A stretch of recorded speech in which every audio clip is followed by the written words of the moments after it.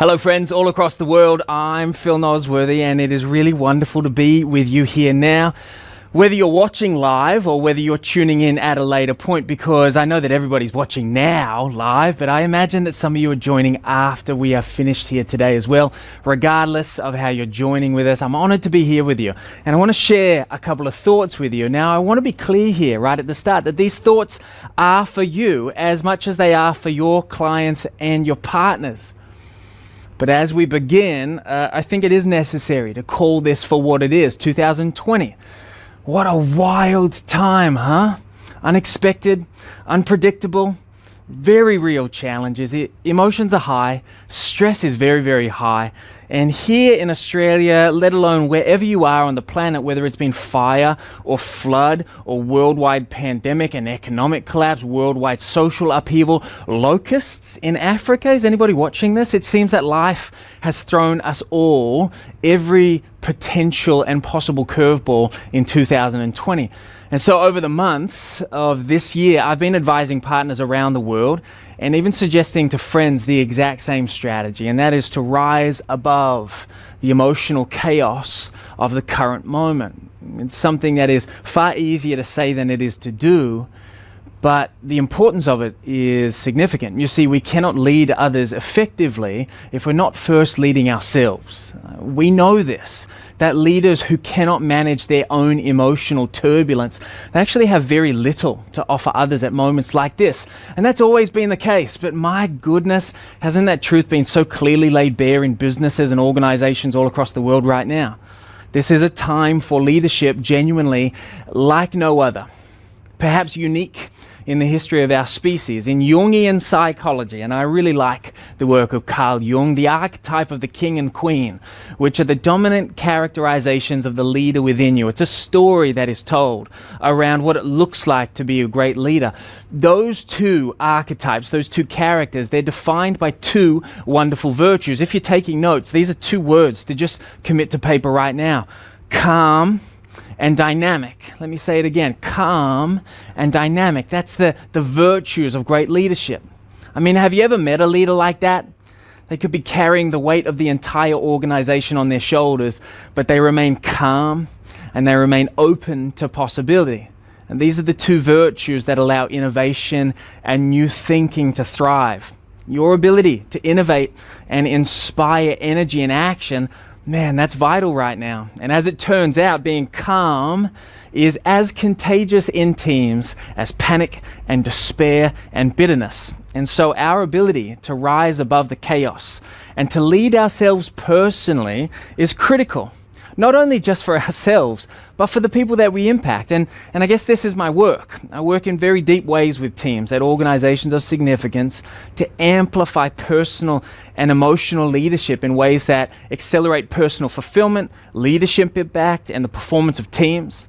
After all, we never go professionally where we are afraid to go personally.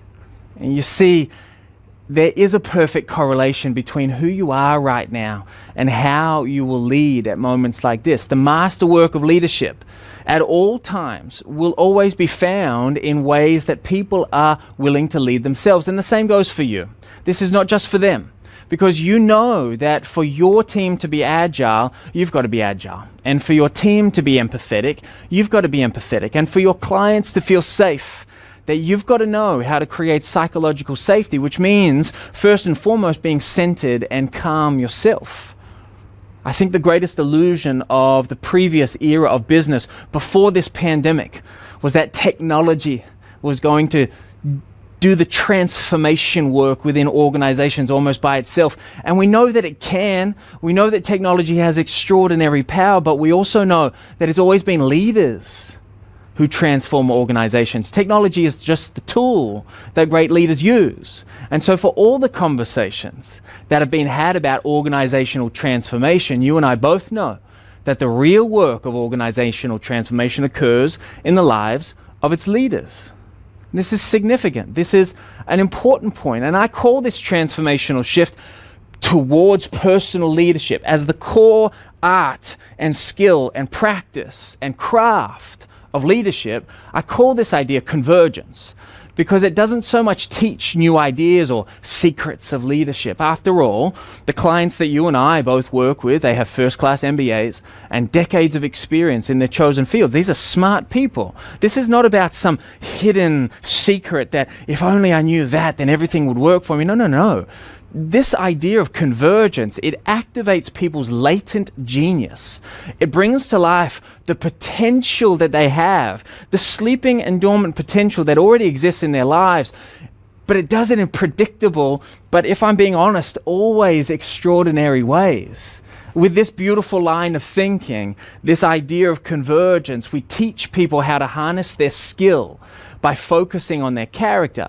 We teach them how to do less better by putting what they already know into practice before they get addicted to new information that they don't do anything with. We teach leaders how to prime performance and their impact by elevating their levels of forethought and reflection. We switch on self-reflection in ways that really genuinely stun people, and we work to activate courage where sometimes it's hard to find, and the results are measurable. This is the coolest part.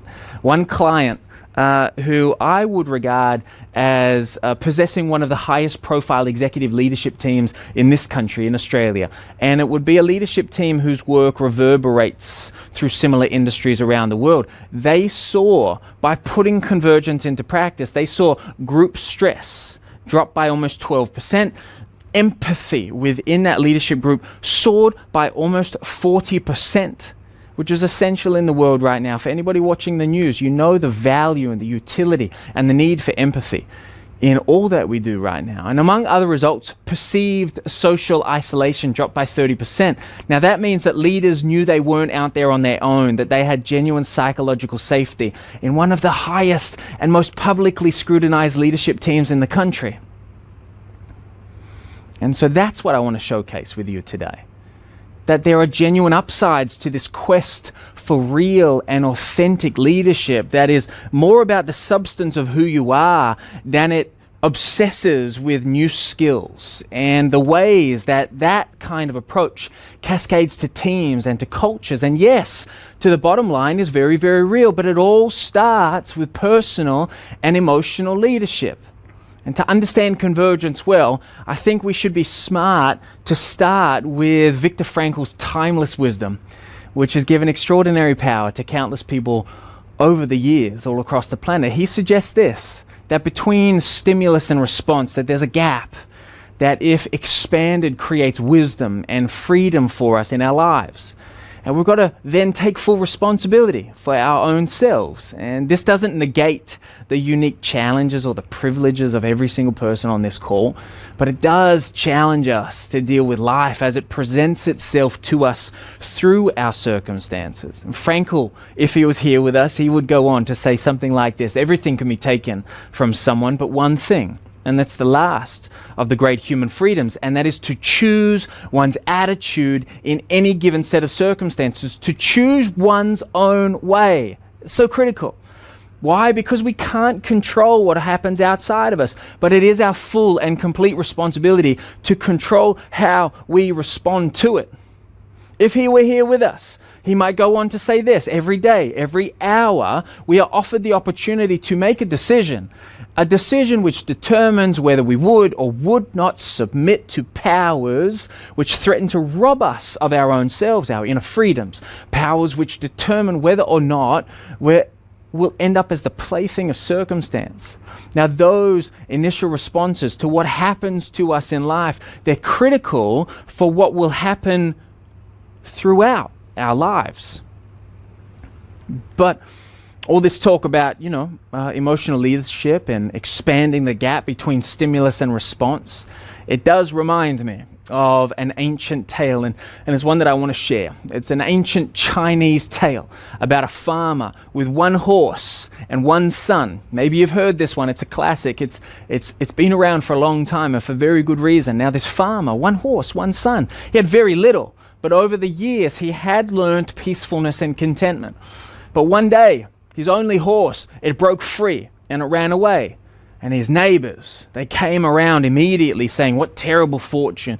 The gods obviously don't favor you." To which he could only respond, Maybe. I guess we'll have to wait and see. Now, the next day, his horse returned, but when he came back, his horse was leading 50 wild horses that he and his son were able to round up and secure in a pen. Now, of course, his neighbors rushed over to say, "What good fortune! The gods obviously favor you highly." To which he could only respond, "Maybe. I guess we'll have to wait and see." Now, the next day, his son was breaking in one of those wild ponies, but he fell off the horse and he broke his leg. Now, his neighbors came back around, and you can imagine what they were going to say. They said this: "What terrible fortune. Clearly, fortune has abandoned you." To which he could only respond, "Maybe. I guess we'll have to wait and see." And the day after that, this is the fourth day, the king's guard came to the house to enlist his son because a great and bloody war had broken out all across the empire, but his son couldn't enlist for war because of his broken leg. He was saved from almost certain death. Now, once again, the man's neighbors came around saying, "What incredible fortune. Clearly, this was fate's plan all along." To which the man replied, and now you know the rhythm of this tale, "Maybe.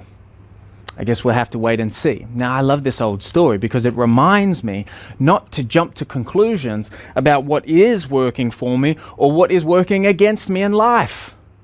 Right now, life has thrown you a curveball. There's no doubt about it. Something unexpected, something that you could not or did not anticipate.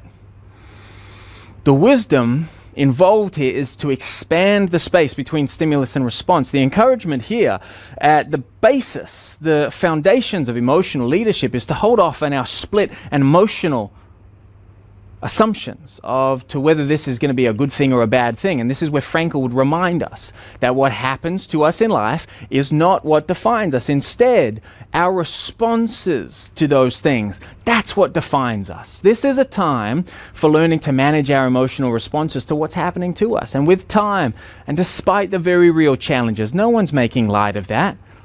But I do have a hunch there's going to be things inside this moment that in time we will be grateful for. And to achieve this, there's a very real imperative to create more space in our lives for reflection and growth.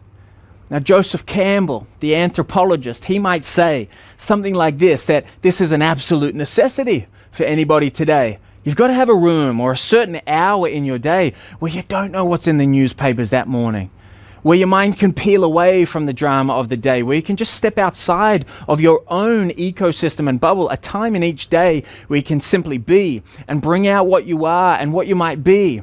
And this is the place of creative incubation. This is where leadership is formed. You might find at first that not a whole lot happens in that space, but eventually something indescribable will happen. It's fair to say that very recently, our life has become so economical and practical in its orientation that as we get older, the claims of the moment upon us are so great that we hardly know where on earth we are or what it was that we intended. We're always doing something that's required of us. So taking time every day to just sit and be in silence, and in that time asking ourselves simple questions. Who am I? How am I showing up to life? What do I want from my life today? How do I move forward? Then letting go and letting a stream of consciousness and our deep and earned intelligence, just let it supply the answers. Then write them down. And do this every day. You'll be surprised at how situations and circumstances and events and people will orchestrate themselves around those answers.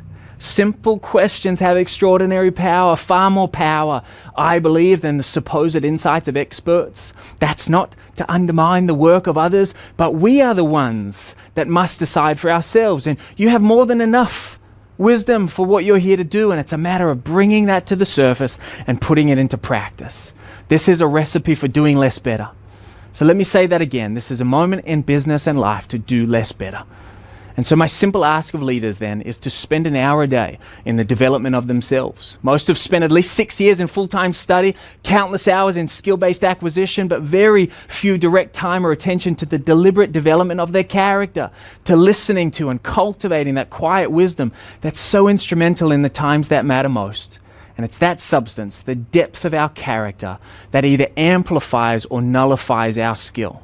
In that way, we might be the most skillful person in the room, but if we're prone to bouts of anger, defensiveness, if we're unable to listen to the opinions of others, for the fragility of our ego, or if we back away from challenges when times call for us to lean in, then all the skill in the world will be unable to take us to where we wish to go.